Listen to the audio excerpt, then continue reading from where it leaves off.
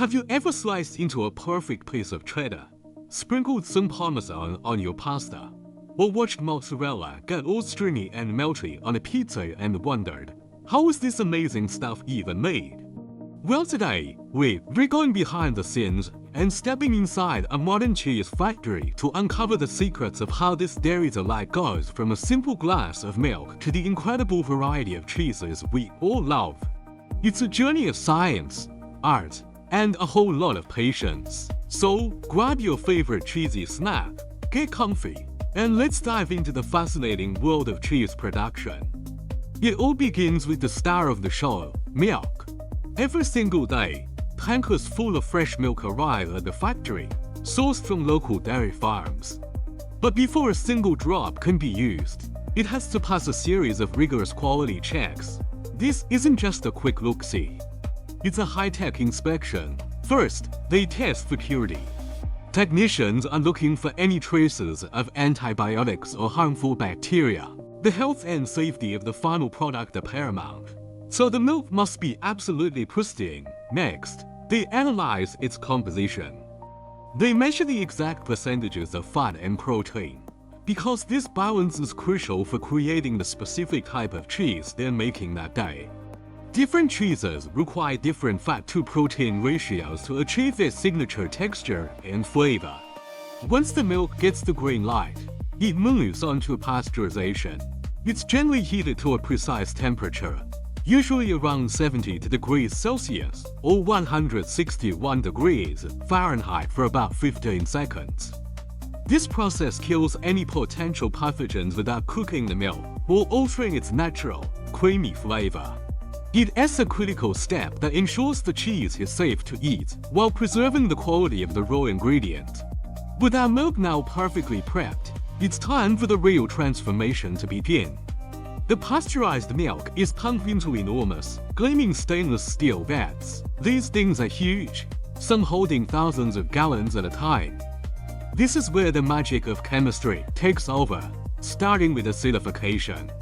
Special blends of starter cultures, which are essentially good bacteria, are added to the milk. These cultures get to work, feasting on the lactose, which is the natural sugar in milk, and converting it into lactic acid. This process lowers the milk's pH, giving it a subtle tone and preparing it for the next step. After the cultures have had some time to work their magic, it's time to introduce rennet. Rennet is a complex of enzymes that has a very specific job: to coagulate or curdle the milk proteins, specifically the casein. Within about 30 minutes, a remarkable change occurs. The liquid milk transforms into a soft, semi-solid gel-like mass. This delicate structure is the curd. The liquid that separates from it is called whey. We've successfully separated the milk solids from the milk liquids. Now that we have our giant vat of curd and whey, we need to separate them further. This is where the process starts to look really cool. A giant tool that looks like a harp, with fine wires stretched across the frame, is lowered into the vase. It moves through the delicate curd, slicing it into tiny, uniform pieces. The size of these cubes is incredibly important and is determined by the type of cheese being made. For softer cheeses like brie, the curds are cut larger to retain more moisture. For harder cheeses like parmesan, they're cut into tiny, rice-sized grains to expel as much whey as possible. Once cut, the curds and whey are gently stirred. At the same time, the temperature in the vat is slowly raised. This stirring and cooking process encourages the curds to shrink and firm up, squeezing out more and more whey. It's a delicate balance. You have to be careful not to shatter the curds while ensuring they release the right amount of moisture. After this cooking stage, the whey is drained off, but don't think it goes to waste. This nutrient-rich liquid is collected and often processed to make other valuable products, like whey protein powders, animal feed, or even a ricotta-style cheese. It's a great example of how modern food production aims for zero waste. With the whey drained away, we're left with a mound of warm, squeaky curds. Now, we need to give them some shape. The curds are transferred from the vat into molds. These molds come in all shapes and sizes, determining whether the final product will be a giant wheel, a rectangular block, or a smaller round. For many harder cheeses, molding isn't enough. They need to be pressed. The filled molds are placed into a cheese press, which applies steady pressure over several hours. This mechanical squeezing does two things. It removes any remaining whey trapped inside and knits the individual curds together into a dense, solid mass of cheese. The amount of pressure and the duration of pressing are again tailored to the specific cheese variety. This step is what gives cheeses like cheddar their firm, compact texture. The cheese now has its final shape, but it's still quite bland and vulnerable to spoilage. It's time to add one of the most important ingredients in cheese making, salt. Salting is crucial for flavor, but it also plays a key role in preservation, helping to draw out more moisture and forming a protective rind that keeps unwanted molds at bay.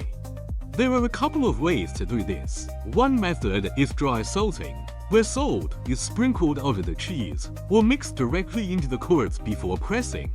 Another common method is brining, where the freshly pressed wheels of cheese are submerged in a large tank of salt water solution. They'll soak in this brine for a period ranging from a few hours to several days, depending on the cheese's size and style. The cheese is now formed, pressed, and salted. It looks like cheese, but it doesn't taste like it yet. The final, and perhaps most crucial, stage of its journey is ripening, also known as aging or affinage. The young cheeses are moved to special climate-controlled rooms, often called caves or chambers. Here, the temperature, humidity, and airflow are meticulously managed to create the perfect environment for maturation. This is where the real complexity develops. During aging, enzymes from the starter cultures and rennet, along with other helpful microbes, break down the fats and proteins in the cheese.